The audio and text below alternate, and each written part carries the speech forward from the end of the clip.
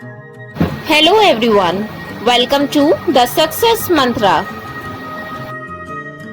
In our today's e-class, we will study Chapter 3, the story of the Saptarishis.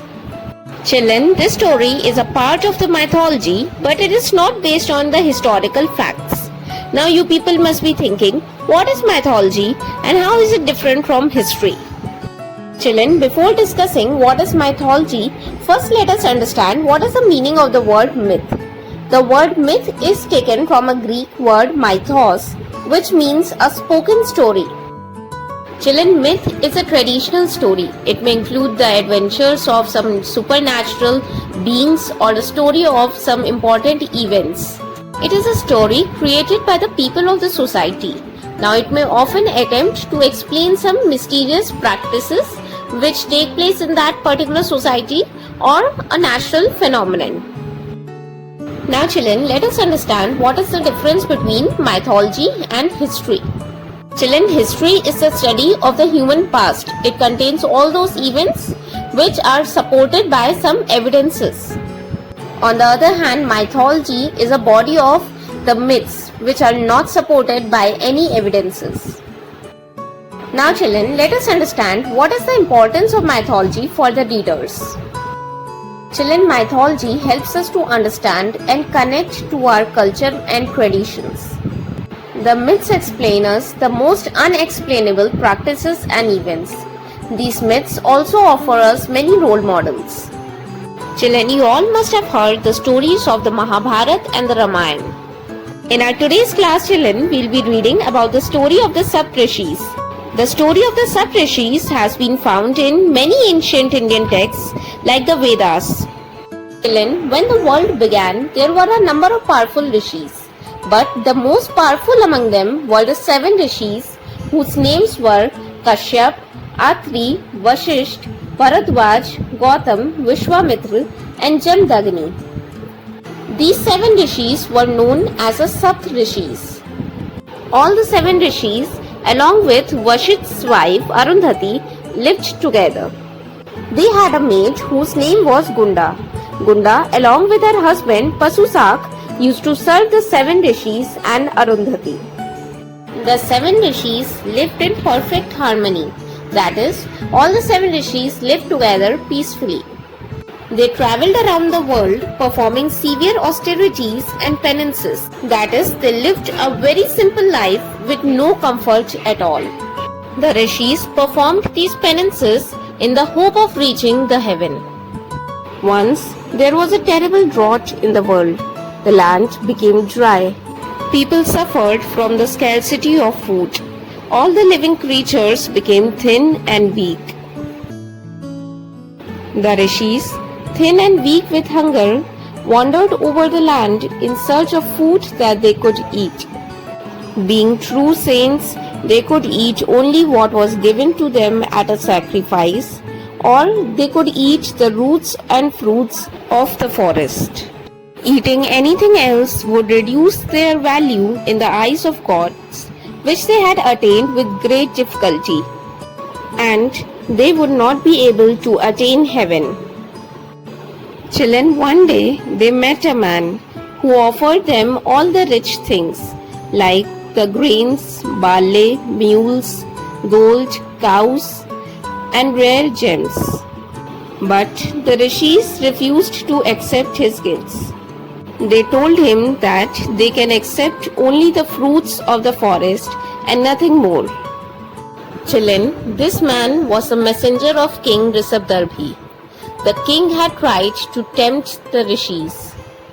The messenger went back to the king and told him that what had happened in the forest. The king was not happy to know that the rishis had returned his gifts. The king ordered his ministers to pluck some fruits from the palace garden and fill them with gold and take them to the rishis as a gift. The king's minister did as was told to him. But again, the rishis were not tempted. Atri stopped the rishis from accepting the gifts and scolded the king's minister. Later on, Vashisht told the minister that heaven was more important to them than hunger. the minister could not even tempt Gunda or her husband to accept the gifts. When the king came to know about this, he became furious. He locked himself in his chamber and performed a sacrifice. And out of the fire there emerged a fearsome demoness. The king had a plan by which the demoness could destroy the rishis. He asked the demoness to become the guardian of the lake where the rishis would go looking for food. When the rishis would try to pluck the lotus stems, the demoness would ask them the meaning of their names. By getting the meaning of the names of the 7 rishis, she could easily destroy them. But the only condition was she must get the meanings the first time she asked. So the demoness flew off to the lake and waited for the rishis to arrive. Indra, who was aware of the king's plan, disguised himself as a healthy, well-built man and brought a dog along with him. He met the rishis on their way and the rishis took him along with them. When they reached the lake, the demoness appeared before them and asked them the meaning of their names. Asked the rishis to reveal the meaning of his name after they all had done so. The rishis agreed to him and one by one they all told the meaning of their names to the demoness. Now at last it was Indra's turn. Indra said his name aloud, but the meaning of his name he said in a very low voice. As a result, the demoness was not able to hear the meaning of his name. She asked him to repeat the meaning of his name again. Indra reminded her that she had only one chance and which was gone. After this, he hit the demoness with a staff. Children, over here, staff means a long and a strong stick. So, as soon as Indra struck the demoness with his staff, she changed into flames and within seconds she turned into ashes. Unaware of the reality, the rishis were not happy with what Indra did. Indra revealed his identity to the rishis. He told them that the woman was a demoness sent by King Rishabdarbhi to kill them. Indra also told the rishis that they had truly conquered their hunger and temptation. As a reward, they will ascend to the heavens and take their place among the stars in the sky. The world will forever see and remember them for their greatness. So children, even today we can see the Saptarshis in the sky wheeling round and round the polar star. These Saptarshis are the 7 members of the group of stars known as the Big Dipper.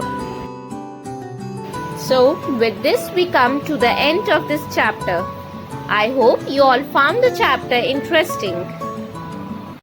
If you enjoyed this video and would like to see some more, do not forget to hit the subscribe button. See you next time.